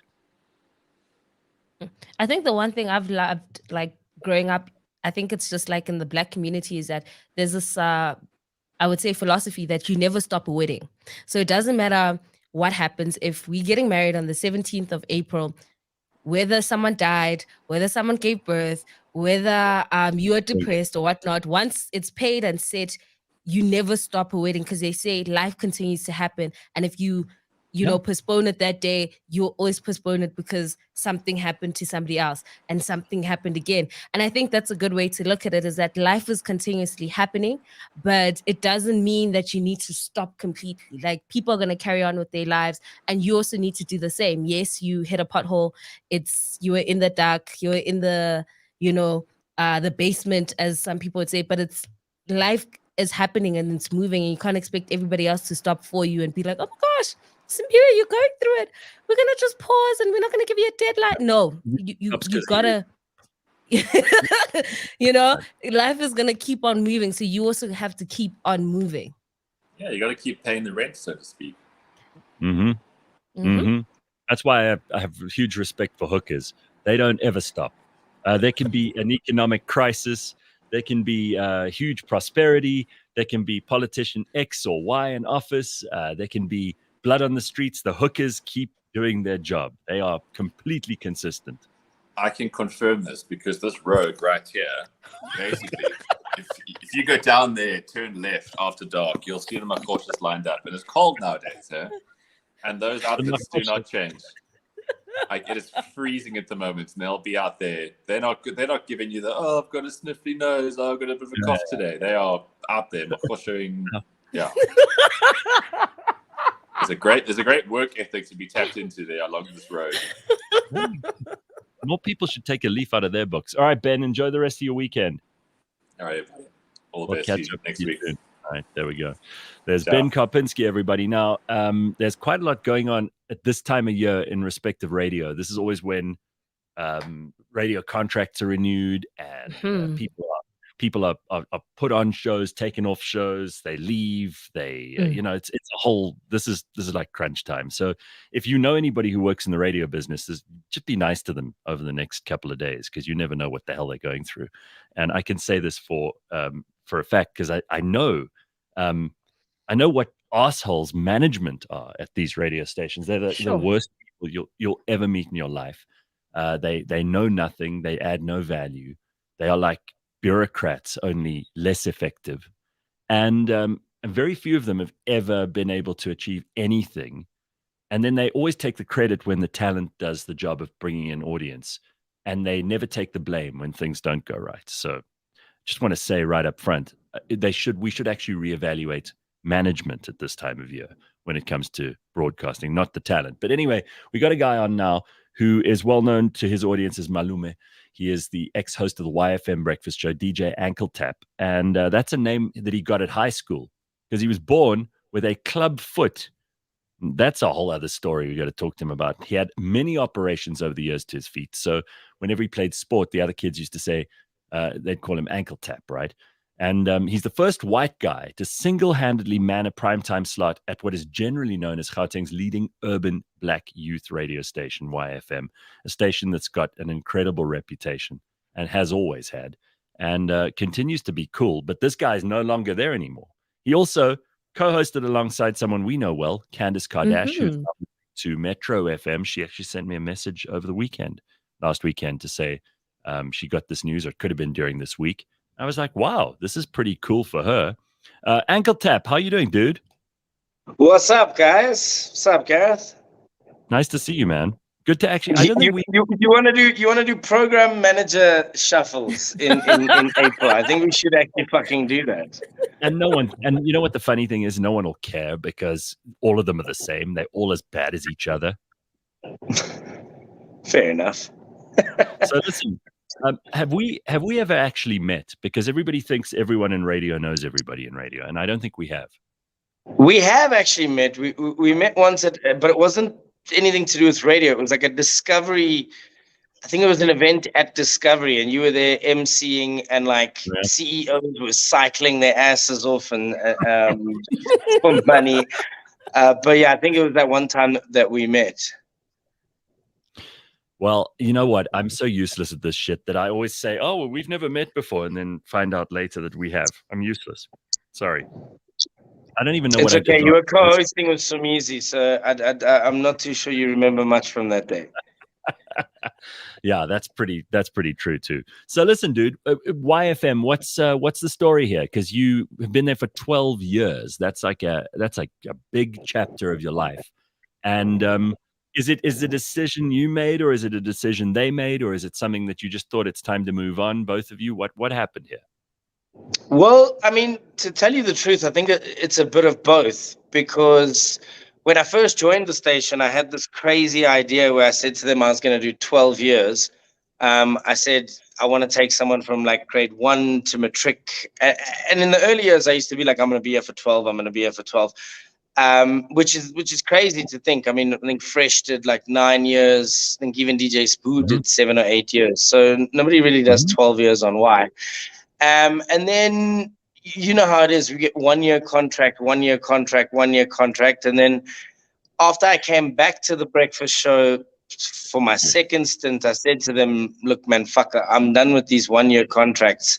So I signed a 3-year contract 3 years ago. And I think it was one of those things where I kind of told them it was my last one. I said to them, this will take me to 12. Definitely. Cool. Yeah, it's my last contract. And then, you know, come to sort of late last year, they kind of called me in and they were like, okay, cool. Well, this is it, right? The breakfast show, we've made plans. We're going to launch a new show.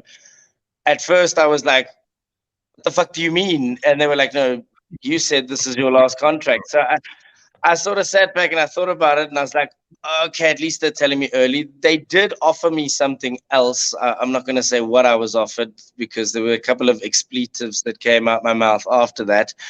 But, you know, to be fair, I did tell them some shitty show, because once you've done breakfast, everything else is a demotion, right?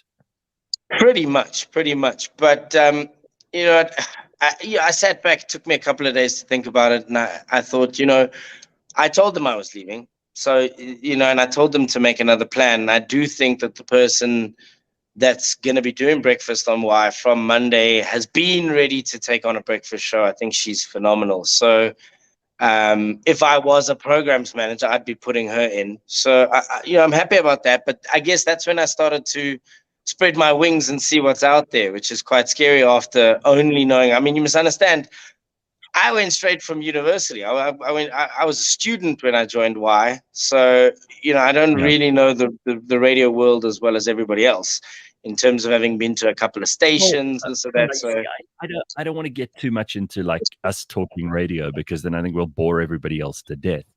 But the other thing that's happened is that really, like, radio is actually a very difficult thing to do. You have to win every listener. You have to keep them. You have to keep them entertained. You're up against, hopefully, other people who are as good at their jobs as you are, if not, you know, a bit better. So you work really hard. And it seems to me like a lot of people are being put on the air now on radio stations by these idiot program directors I was talking about earlier, because they've got a big social media following. That's really the only qualification required. So you get these complete ignoramuses, these people who have nothing to say, nothing to contribute, no value to add. They don't have any opinions or thoughts on anything really significant or important. They don't really know anything about music. They don't care about any of that stuff. They're only interested in themselves.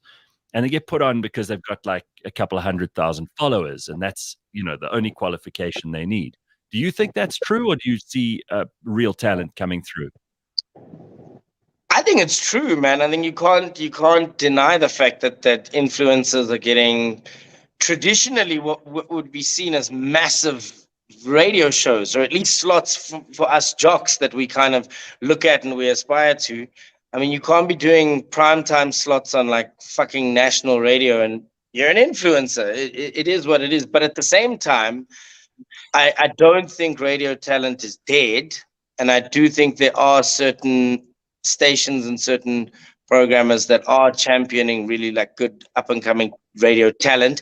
As to whether or not those people will progress, I think that's where the problem comes in. Because honestly, Gareth, I mean, even when I was putting my new team together, and that's partly why I've gone to join UFM in the Northwest, because of the people that work there, and it's such a fucking exciting project. I don't know anything and it's about real radio talent. Tell me about this And UFM. I've been listening to campus radio. When you listen to campus radio, I hear serious talent. What disappoints me is then when the massive stations launch their lineups every year, you find that either a fossil influencer that's had every fucking show known to man comes back into the fray, or some new influencer gets the slot. But if you listen to podcasts, if you listen to Cliff Central, if you listen to campus radio, VOW, UJFM, there's fucking seriously talented jocks out there. So I think the problem is it doesn't go up the ladder. Up the ladder, it just you find yourself 28, 29 years old on community radio. All right.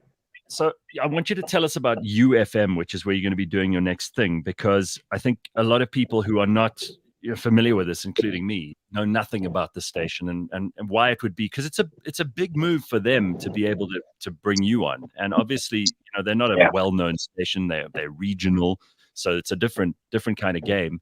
But I think it's amazing that you're starting again, basically, because you got to win over a whole new audience there. And I don't know what their format is or any of that stuff. I like what you said just now, though, about like these people who they're influencers more than anything else. And I think that's getting so tired. There's so much more stuff out there now. People are exposed to international stuff. Before, you didn't really have to worry about what people anywhere else in the world were doing. If you had a good radio signal and you were the only game in town, which is the case for so many stations today, you still won an audience. You still did what you needed to do to tick the boxes. And I also think, like, the truth about radio is that the people that sound the same to me as they did 15, 20 years ago. And I stopped listening to radio probably 15 years ago while I was still on, because I got bored. Like I was, if it wasn't happening on my show, it wasn't something new from somewhere else. If I hear one more guy doing like this day in history, or telling me, or mispronouncing the artist on a song and then trying to tell me facts that they've just Googled off the internet, I'm gonna commit suicide or throw that fucking radio into a wall. Yeah. You know what, Gareth, you're right. And that's why I'm going to something like UFM. So let me give you some background on them. Originally, about 11 years ago, when I think it was 5 or 6 new commercial radio licenses came out, one in the Northwest, one in Gauteng, one in Western Cape, one in KZN, and one in Limpopo. And those went on to become Capricorn FM, Power FM, Smile FM, Vuma FM, and Northwest. They called it Northwest Radio, right? And I think the problem for them is the format they went with originally was an 80% Setswana format, and I think they were trying to directly challenge Motsweding FM, which I guess didn't work for them, and the station really wasn't in a good place. And then about 5 years ago, the company that now owns it as UFM, they made their play, and they were one of the original bidders 11 years ago, and they finally got the station. They rebranded it. It's an 80% English format now, and they named it UFM right before COVID hit. So it's only 3 years old in its current, shape and form. Right. But it's also got some amazing people that really did bring me on board. My original programs manager, who actually left Prime Media, he got on board, and he was one of the first guys to give me a phone call. Do they have some money? I mean, can they pay you? Yeah, well, listen, I took the job, and I'm moving to Arabiasport Dam today. Wait. The important question: are they still paying you what you were earning, Chief, or are you doing a downgrade? More than 3 times what I was earning. So don't worry about that. No, but look, that wasn't really a main driver for me. For me, it was the ambition and the kind of radio. So, and I think Gareth, you can appreciate this. It's for me, it's always been about what I get to do in those 4 hours in my breakfast show and how I get to tell my stories and connect with my listeners. And it's all fair and well that you could get what the industry sees as this big promotion, but now you go and sit in a place where they don't let you run your own desk. You know they'll fire liners two minutes into your link. You don't have creative control, and then you're going to feel like a bit of a zombie. Whereas where I'm going, I can make the kind of radio that I want to make, and it's almost as if I get to enter this community. And by the way, I'm from the Northwest, born and raised Northwest boy, so I'm actually going home. Okay. But I'm going to get to do community-style projects on a commercial radio budget. So, you know, I'm going to be able to go into communities, get bursaries. Plus, there's huge industry that side, mining, agriculture. All good and well. I'm not interested in the whole community. Just do a good show, all right? Don't bother with all this charity shit. What do you look like, the United Nations? So, you don't get called Malume without it, eh? Oh, well, sure. I mean, listen, you've done extremely well so far, so I have no doubt that you'll continue to do so. But you're telling me that their offices are near the Hartbeespoort Dam? No, that's where I'm going to be living. The studios are in Rustenburg. We've got a couple of studios. We've got studios in Rustenburg, and then we've got studios in North Riding as well. Plans to expand to Sun City and other parts of the province as well. Yeah. Okay. Well, listen, dude, this sounds bloody amazing. So, tell me about your club foot, because I don't know anything about this. So, what is a club foot? And I believe it's like something you're born with, and then you have to deal with your whole life long. It's not something you can just get rid of, and it has some pretty profound effects the way you walk and run and all of that shit. Yeah. Well, look, I mean, nowadays clubfoot really isn't. Modern medicine has made huge advancements. Nowadays, when you're born, they just put your feet in like boots, right? But essentially, I needed massive surgeries, multiple surgeries from the time that I was born. Both feet it was bilateral clubfoot, so both feet. So what does that look like? Does it look like? Essentially, if this is your foot, right? My foot, both of them were born all the way upside down and up. I had too many bones in one foot. You're like a mermaid. Essentially like a mermaid, yeah. And then the name sort of came from being bullied at school. You know, ankle tap in rugby, you hit someone on the ankle. So whenever I played sport, that was it. You know, just ankle tap him. And then it was actually fresh. I was listening to 5. You were doing breakfast, he was doing afternoon drive, and I was listening to 5 FM. Sure, I must have been in matric or grade 11 at the time. And somebody asked Fresh where he got the name Fresh from. And he said, well, he was a fat kid and he was bullied. You know, in Botswana growing up, the nickname for an overweight person was Fresh. And he made it cool, and then they stopped calling him it when it was his DJ name. So I kind of replicated that. I was like, well, I'm going to be DJ Ankletap. And I started playing house music from a very young age, and I always needed a DJ name. So I kind of just adopted it, and it stuck. I like that. That's very cool. Because it's kind of like, you know, when you have people taking on the N word because they're sick of being insulted by it, and then turn it into their kind of thing. So they have control of it. So, all right. Just in terms of Northwest again, can you speak Setswana? Is your Setswana quite good? Oh, fantastic. Did you hear what he said, Gareth? No, okay. I got a little bit of that. You remember, my former producer, taught me quite a lot of Setswana, so I can understand a little more than most. But that's pretty damn cool, dude. And since then, you've had all these operations and everything, but you don't walk funny or anything, do you? Yeah, I do. I mean, I have a bit of my own unique little walk. But the last set of surgeries was when I was about 10, 12 years old. So it was mostly very early formative years that I had surgeries, and I've been able to walk and be fine ever since. All right. So you stated that your final show, you had the goal to take a generation from grade 1 to matric. You told us about that just now. But what do you like? You seem to be someone who works on the basis of like, this is what I've got a 10-year, 5-year, or whatever plan. So what do you want to do with the Northwest? Do you want to like get those people in the Northwest to stop being an embarrassing province and be more like Gauteng? And what are you gonna do to get them there? Well, you know what? The station's super ambitious. So if for nothing else, I hope to break that sort of glass ceiling for a lot of frustrated, talented presenters in places like Gauteng that don't necessarily consider some of these regional stations and their plans and what they want to do. So I want to help put the station on the map, but I just want to make good radio, Gareth. I just want to make really good radio, get paid well to do so, get to do really cool things while doing radio. And at the same time, just watch the space. I think the success will be the growth of the station. I've signed a very long-term deal with the station. So I'm going to be there. I'm not just there, because I need a job. It's a project that I'm taking on for quite a while. And we'll see where the station goes in those years. But all I can say is there's a lot of ambition there, and I like that. Virus says you're going to have amazing views of the sewage and the hyacinth in the Hartbeespoort Dam. That's very exciting. It's not that bad, guys. I was literally there the whole of yesterday. Are you lying to yourself, Chief, or are you lying to us? Guys, when last were you there? So, and also, I just want to address this.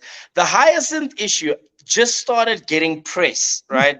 Recently, it started getting press again, which is great because it's helping, right? And the bug they've introduced is working and all that stuff. But people act as if that hyacinth only just came about. It's been there for like 20-something fucking years. It's been there for 20 years, and it gets up at its worst about 40% of the dam, which is shocking. Those levels are nowhere near that at the moment. And in the winter months, it's almost non-existent. Right. And it's been like that. Don't get all sensitive about your new home or your old home or whatever. It's okay. So I bought a boat, guys. Don't remind me about the hyacinth. You're not going to use your boat. Your boat's engine's going to be completely fucked up by that hyacinth. I have family connections to the Northwest as well. So I mean that whole Hartbeespoort Dam area. I probably spent the first 4 years of my life with those mountains kind of hanging over me. It was beautiful, and I love that place. It's very special. There's a feeling of like real old. Those mountains are fucking ancient, and it's a very special place. I think it's going to be lots of fun. Definitely. Carl says there's no way that there's money in the Northwest. Are they paying you in hyacinth? You do know that we have a little thing called platinum as well, eh, guys? Yeah, but I've got to warn you. Like, my audience don't give a shit about the truth. They're after their own narrative here. So, listen, all we have is hyacinth, platinum, and cadres. This is what we have, but we've got it. Didn't you guys have? Well, I say you guys, like you've been responsible for this, but they had not Sputler. What was the guy? The previous premier. What was that dude? He was part of the Premier League, who was the former Supra Mahumapelo. That's his name. Supra. Do you remember him? Who's the new premier? Who's the guy in charge now? Oh, I think we lost him. Oh, did we lose him? I think so. It's you all touched about the Northwest, the jokes. He's like, I'm out of here, yo. Y'all doing too much. Y'all saying too much. Jesus. Oh wow, man. What I love about the people who listen to the shows that they could care less. We get serious sometimes, and they're like talking complete shit. And sometimes when we're talking complete shit, they're all getting serious. There's no like measure for this stuff. It's just absolutely brilliant. The Northwest is rolling in cash, says Virus. Well, I believe certainly during Supra's time it was. You got to get the vegans, says David, into the dam to eat lunch and dinner. Hyacinth will be gone in no time. Just convince them it's a good source of protein. You can't eat that shit, though. There's nothing you can do with it. It's disgusting. Shaq's Life says, we're lucky to have a podcast like this one. No fuss or bullshit, not asking us to subscribe, and no word from our sponsors every 5 minutes. Okay, well, I'm not sure about the subscribe part, but Well, yeah. Listen, you have to keep reminding me to tell people to do that, but normally we don't. So yeah, and that's kind of what it's like. We'll see if we can get him back. But in the meantime, I also have to tell you, there's no George Meany this week, so don't expect Borge to be joining us this morning. He has got other important things to do, so he won't be on the show with us. Simphiwe, can I ask you about something that's a very touchy subject for most people, whether they're in a relationship or they're about to get into one or they're thinking about it, is this idea of body count. And we're not talking about how many people you've killed. When people talk about body count, obviously they mean how many people you've slept with. And this can be a deal breaker in some relationships. Everybody lies, as far as I can tell. Every bit of research would point to the fact that people lie. Men exaggerate with their guy friends. They'll say, "Oh no, if it was 5 girls that the guy's been with, he'll say 25." But with a girl, he'll underestimate. He'll say, "No, it was only 2." Girls will also do that, and they'll do it even more dramatically because girls are terrified what other girls will think of them if they've had too many relationships, too much sex. And they're also terrified about what guys will think of them because they don't want to be called sluts. Of course, guys don't call each other sluts. They go, "Oh, that's great. High five."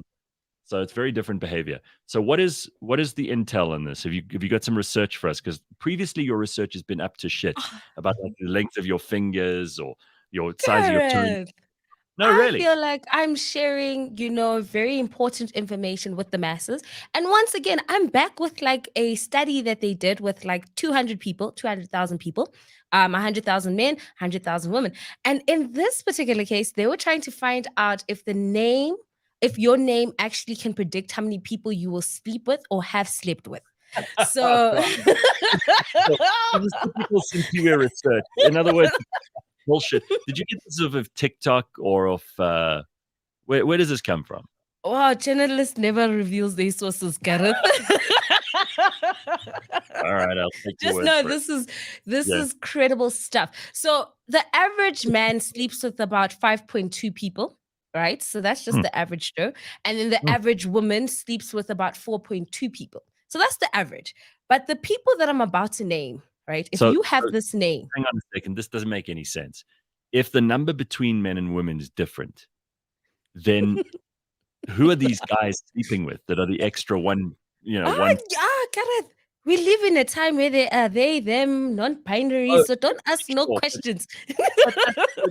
That's a tiny number of people compared to the overall population who are mostly straight. Let's not bugger around with statistics here. And the fact is, if these guys are sleeping with more women, they're just being more honest, is my assertion. Whereas the girls are going, well, I should really say 5, but I'm going to say 4.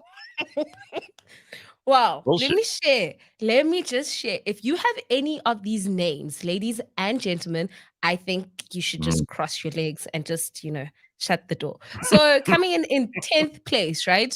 10th place, if you have the name, I'll start with the ladies, right? Let's start with the ladies. Renee. In other words, are these the sluts' names? These are the names of basically the people who've slept with the highest body count. These are slut names. If you call your child this, you know what you're condemning them to, a future of being really, really loose. Yes. Right. Yes. So if you change your name today. So also if you have this name, just change, right? Especially if this is not your brand. Coming in 10th place is Renee with 8.9 partners. 9 is Emily with 9.1 partners. 8 is Megan. Hang on. Emily. Yes. That's the name? Yes. Now, this is going to fit all the Meghan Markle fans. All right. How many is the average Megans? For 9.2. So Megan, you're busy, hey? In 7th place is Jessica with 9.3. In 6th place, we have Lydia with 9.4. And coming in our top 5 is Sheila with 9.4 as well. We have then Diana in 4th place, 9.5. We have Tamar in 3rd place with 9.7 bodies. And in 2nd place is Angela with 9.8. And taking 1st place, ladies and gentlemen, is Vanessa with 10. Ooh, those slutty vanilla. All right. So Ankletap Bryce is back, and we've got Eugene Khoza. Hey, Eugene Khoza. Oh my God. Perfect timing. How you doing, guys? Good, man. What the hell are you doing up this early on a Friday morning? I don't know. Tell me. First of all, isn't Ankletap supposed to be at work now? Oh no! Nah, I'm on leave, bro. Let me just tell On you. the day off. We both interrupted a very important conversation. Simphiwe was giving us the sluttiest names in the world. So she's compiled a body count of all of the, these are the women and men whose names would indicate that they are the sluttiest. They sleep with the most people. The highest body count is with these names. So we just want to go through the men's ones, and then I want to talk to you about that International Comedy Festival, which I don't know about Lydia though. I don't know about Lydia. Why Lydia in it though? That doesn't sound Don't judge. Lydia is a church-going lady. Have you been with Lydia? Are you now you're just like, damn, Lydia, that night, you backed it up. Never. That's why. All the other names I was going, yeah, not Lydia. Listen, John Bad Dog says we had 2 Megans at school, and they definitely added to the average. They did about 15 each. All right, let's get into the men, okay? Because maybe your name is gonna come up here, all right? And now we know that you're a player. So in 10th place, Kit Thomas with 10. Thomas, right? Okay. In 9th place, we have Jack with 10.2. In 8th place, we have Marcus with 10.3. Jack and the Beanstalk. You know? In 7th place, we have James with 10.4. James. 6th place. Again, James. That's a good biblical name. I wouldn't say that James is a busy sleeping around, but there we go. Who knew? In 6th place, we have Steve with 10.6. And making it in the top 5 is Luke with 10.7. Number 4, Kit Dennis with 10.8. What? Dennis! I know, right? Dennis. Imagine. Yeah, guys, Dennis be getting it. Don't worry. Was this compiled 50-year-old men in Northern England? Because this is that Sex in Afrikaans. If you watch that documentary, Sex in Afrikaans. This is the ones that are pumping with the blow train. They're going there in Brakpan. Hey, we have 3 more to go. Wait. Let me share the top 3, okay? In 3rd place is Matt with 10.9. Okay. In 2nd place, we have Charles with 11.1. No. This is all English. There should be a Charlie. There should at least be 1 or 2 Loisos or like something like that. No, Kwede, nothing. Black men don't cheat. Black men don't cheat. Okay, right. those are the names. Kwede was getting nudes last year, so hey man, come on, you player from the Himalaya, that one. And then in 1st place, right, the biggest player out there, Chris with 11.3. There you have it. Change your name today. If you have that name and you know that's not your brand, change it today. Or if you're not getting any, change your name to Chris. All right, so listen, Ankletap, while you were away, I'm going to call you Bryce. I don't want to call you your like. We can't do that. Listen, while you were away, people were. It's fine. That name wasn't on that list. It's okay. You're safe. So while you were trying to reconnect, people were being rude about the Northwest. Are we going to put that behind us and move on, if you don't mind? That's fine. Right. Okay. So Eugene Khoza is here to tell us about the weekend's Joburg International Comedy Festival. So who we got on the lineup here? Who's going to be joining you? Yeah, tomorrow it's going to be Rob van Vieren, Lindsay Msimang. It's going to be myself over there, hosted by Jason Goliath. So it's going to be dope. Nice. Can I ask, does Rob van Vieren put kombucha on his rider now? I think he puts no shirt in his rider. That's what does he call himself? Your Namaste Bay. Namaste Bay. It's the best fucking thing on Instagram. Apparently, Namaste Bay is huge in Europe, eh? Really? Yeah, apparently his followership in Europe took off. Most of his comments and his likes are from Europe, and his followership now. So they're loving the Namaste Bay, man. Good for him. But Cape Town is Europe as well, so it's an extension.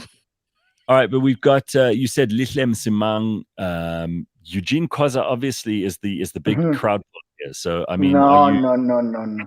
I'm just a humble squire of the community. I'm just there just to grace the stage. Nothing major. All right. Well, listen, thanks for telling us about this. Where can we get tickets, etc.? Tickets are with web tickets. The festival starts today. You're going to catch international acts from Australia, from all over the continent, from today up until the 1st. So check it out.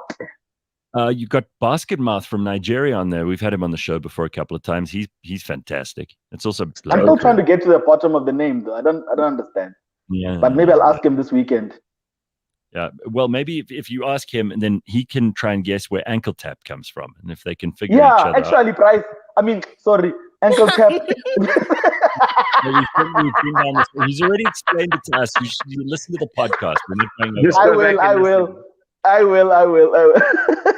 right, we'll see you at the next Uncancelled, my friend. See you next time, my friend. Looking forward to the next one. It's going to be major. Good to see you. There we go. Good luck with your next job there, Ankletap. Enjoy the Northwest and your new boat. Yeah. Very nice. My highest filled boat. He'll invite us for a booze cruise on his boat. Watch. Dope. Yeah, well, looking forward to it. That's if you come before the engine gets fucked. So you need to have it in the water. That's how you. There we go. Right, I love it. Cheers, Eugene Khoza, who is at this Johannesburg International Comedy Festival. You find out more by going to JICF. That stands for Johannesburg International Comedy Festival.co.za. Very, very easy. You can't possibly go wrong. All right, dude. So listen, this is very exciting. When do you start your new show? Monday the 3rd, yeah. So just after the weekend. Hardly any time off. You said you had time off, but I mean, it's like, what do you get? Like a week or two? Yeah, pretty much nothing. Just a week, in which case I've been moving. So yeah, no time off. Okay. But every day is a holiday now. So tell me you moved properly, because the people who moved into the house next to me came with buckies and things, and that makes me nervous. You got to get a truck and do it properly, right? If people come with buckies, like Pumi said on the show yesterday, she said to me, when people come with trailers and buckies, then they've probably got shit furniture, which means they probably, Well, you know what? For me today, I'm that ghetto guy. If the neighbors see me pulling in today, they're gonna say, "Oh my God!" And the thing is that I've actually, since buying the house, I've furnished the house like completely from the get-go, like with Take-A-Lot and like deliveries. So the house is pretty much set, right? The only thing I'm moving in today, I'm that guy with black dustbin bags, boy. I'm the one arriving today with stuff in black dustbin bags. Oh my God. Because it's just the last random bits and bobs. Are you also the type of friend to call all your friends that have buckies? Because part of the reason why people don't want to buy buckies is because they know they're like, hey, Chief, I'm moving. Yo, can you help me out? And it's just like, but I don't move furniture, Chief. And they're like, but I've got one guy. Umavutela has been my bucky guy for the last, I don't know how long. You got to have a bucky guy. I think he's even saved on my phone as Mavutela Bucky. Like, there we go. So he's my guy. I've used him all the time. But no, today, like, it's just a car. Whatever is left here fits in the car. Like I said, it's literally just some clothes and stuff. And the house has I've moved in over the whole week. Nice. All right. Well, listen, dude, this is very exciting. Do you have a view? Is it very pretty there? Or did you just have... it's on the water. So I've got like a pool and then a jetty right in front of the water. I've got the I look out onto the mountain and the dam. This is good. This is very, very good. So I look out onto a rugby field, depending on what time of the day it is and how strong the wind is. But it's either a dam or a rugby field. All right, listen, Simphiwe, a lot of people are criticizing you because they are complaining that your surveys are useless and pointless. And in this case, I mean, obviously this was done overseas. We're not even sure what country. But now you've got a whole lot of people changing their name to Chris. So, this is not necessarily the kind of outcome we wanted for you. You guys can throw a party and get those stickers. You know, the stickers that say, hello, my name is. And you just put Chris on every single one of them. Guaranteed. This only works if you are single. I am judging you if you're a married man and your name is Chris, Matt, Luke, Charles. Excuse me, what are you doing? You can't be out there being a player. That's the people that married them. Yes, that's a good point too. So if you are married to one of those people with those names, that doesn't mean their behavior has changed. They probably have an even bigger average now. They didn't answer your stupid survey. That's what happened. Yeah, that one is tricky. Hey, that one, don't do that. Just There's a couple out there, Chris and Lindsay. They're reassessing shit today. No, I was listening to the show, okay, and I think you lied. Is your name even Matt? Okay, let's start there. Well, what if what was this? Vanessa was the sluttiest name, right? So what if there's a Chris and Vanessa who are listening to us right now? No, I think they're not. Well, I guarantee you, there's a Vanessa in every Chris's history. All right, Simphiwe, you got to come to the crunch here. So what's your body count? Oh, my. Excuse me, I didn't quite catch that. Gareth, what were you saying? We'll talk about Northwest. Oh, yes. I'd like to go visit one day. Yes, that's great. Watch Simphiwe. I want to know, seriously. You're going to add to your body count. There's a lot of Chris's in the Northwest, and they got nothing else to do. I'm not sure if they're my type, so it might just... First of all, do you guys really think anyone actually keeps count? And if they do you really believe they'll tell anyone the truth? Anyone? No. I mean, first of all, I can't tell you a number. I don't keep like a spreadsheet of all of these things. Spreadsheet. I don't keep a list in my head. I don't know what the number is. I haven't thought about it.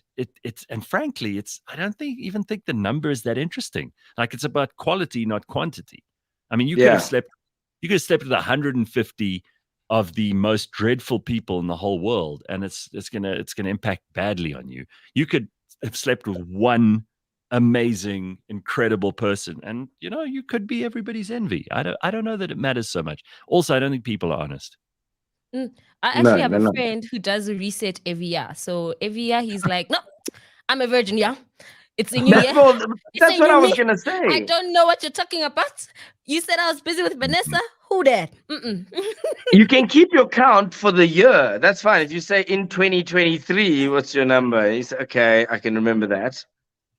But I agree with Gareth, quality over quantity. And does it really matter? And I will say, I think it's the most loaded, doomed question. I don't know why couples do this. Why do they get together and all of a sudden they want to sit down and have that conversation? Like, why? You shouldn't. Nobody's going to be happy. You shouldn't ask, because what answer is going to please you? Like, there's no right answer for this. Because if you say 3, then she's like, oh, I thought it would be 2. If you say 10, she's going to be, ugh.